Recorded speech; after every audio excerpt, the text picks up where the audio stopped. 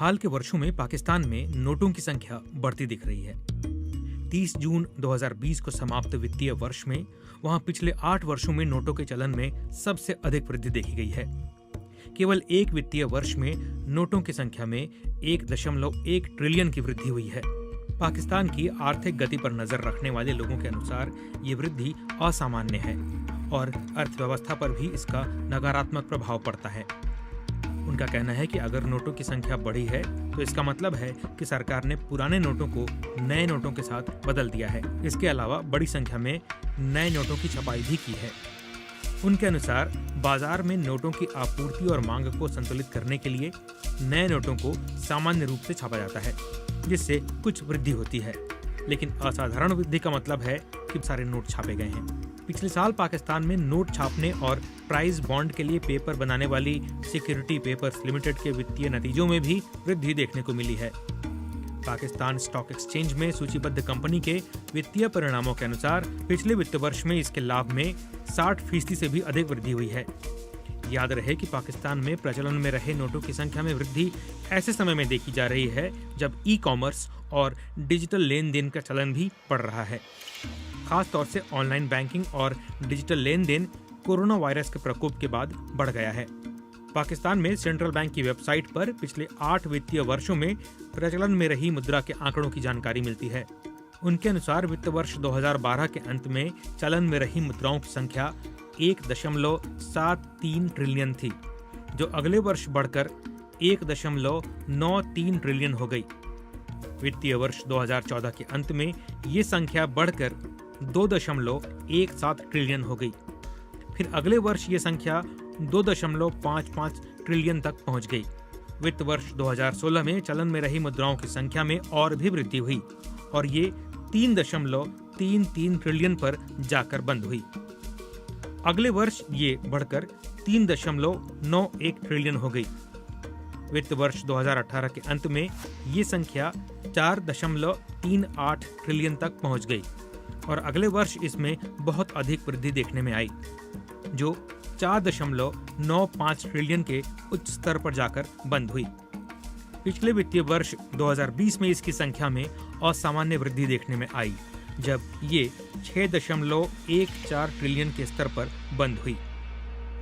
एकेडी securities के head of research Farid आलम के अनुसार पिछले वित्तीय वर्ष में होने वाली वृद्धि सबसे अधिक थी।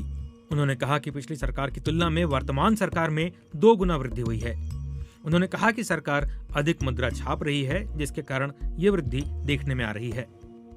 पाकिस्तान में पुराने नोटों के बदले नए नोटों में वृद्धि ऐसे समय में देखने को मिल रही है जब सरकार IMF के साथ किए गए एक समझौते के तहत स्टेट बैंक ऑफ पाकिस्तान से उधार नहीं ले रही है और बजट घाटे को पूरा करने के लिए कॉमर्शियल बैंकों से ओपन मार्केट ऑपरेशन के माध्यम से पैसा इकट्ठा करेगी। याद रहे कि पहले भी सरकारें स्टेट बैंक से कर्ज लेती थीं, तो स्टेट बैंक नई मुद्रा छापकर इस जरूरत को पूरा करता था। लेकिन अब IMF के शर्त की वजह से स्टेट बैंक से पैसे लेने का रास्ता बंद है। इस बारे में मशहूर अर्थशास्त्री डॉक्टर कैसर बंगाली ने कहा कि प्रचलन में रहने वाली मुद्रा में भारी वृद्धि इस बात का संकेत है कि बड़ी संख्या में नई मुद्रा छापी गई है। उनके अनुसार जाहिरी तौर पर तो पैसा स्टेट बैंक से नहीं लिया जा रहा है, लेकिन पाकिस्तान में सब कुछ पारदर्शी नहीं भी होता है। उन्होंने बताया कि बजट के अवसर पर भी हमने ये सवाल उठाया था कि जब स्टेट बैंक से कर्ज लेना बंद हो गया है तो नए नोटों की संख्या में वृद्धि क्यों हुई। उन्होंने कहा कि सरकार ने भी अस्पष्ट जवाब देकर मामले को निपटा दिया।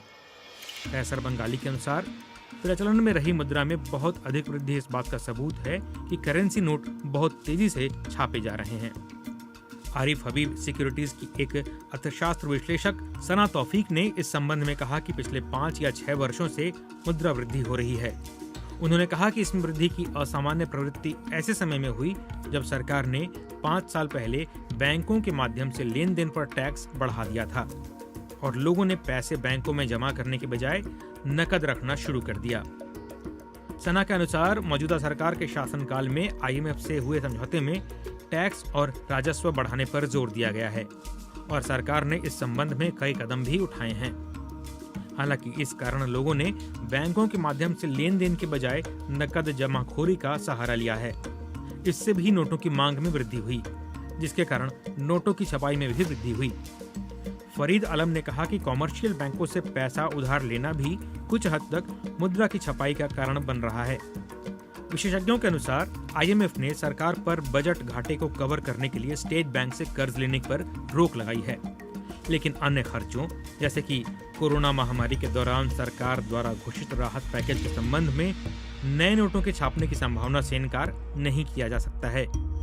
बड़ी संख्या में नोटों के छापने से मुद्रास्फीति यानी महंगाई में वृद्धि होती है। विश्लेषक सना तौफीक का कहना है कि अधिक नोट छापने का मतलब है कि लोगों के पास ज्यादा पैसा आ रहा है, इससे उनकी क्रय शक्ति बढ़ रही है और वो ज्यादा पैसा खर्च करेंगे तो ये चीजों की कीमतों के साथ साथ महंगाई में भी वृद्धि करता है। वो बताती हैं कि इस तरह की मुद्रास्फीति को नियंत्रित करने के लिए ब्याज दरों को बढ़ाया जाता है। डॉक्टर कैसर बंगाली ने बताया कि वर्तमान सरकार के पहले 2 वर्षों में आपूर्ति की समस्याओं के कारण मुद्रास्फीति बढ़ी है। हालांकि प्रचलित मुद्रा में बहुत अधिक वृद्धि से मांग के लिहाज से भी मुद्रास्फीति में वृद्धि का खतरा है। करेंसी नोटों की संख्या में वृद्धि के नकारात्मक प्रभावों के बारे में बात करते हुए विश्लेषक सना तौफीक ने कहा कि ये वृद्धि काला बाजारी को बढ़ाती है। उन्होंने कहा, अगर बड़ी संख्या में नोट छप कर आ रहे हैं तो इसका मतलब है कि लोग बैंक में जमा करने के बजाय नकदी के रूप में अपने पैसे को बचा रहे हैं। इसे गैर आधिकारिक या ब्लैक इकोनॉमी कहा जाता है। उन्होंने कहा कि बड़ी संख्या में करेंसी नोटों की छपाई से तस्करी और मनी लॉन्ड्रिंग भी बढ़ती है।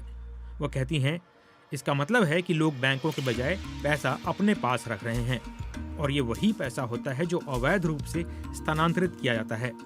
उन्होंने कहा कि अधिक करेंसी नोट नकदी जमाखोरी का जरिया बनता है और पैसे को चंद हाथों तक सीमित करता है।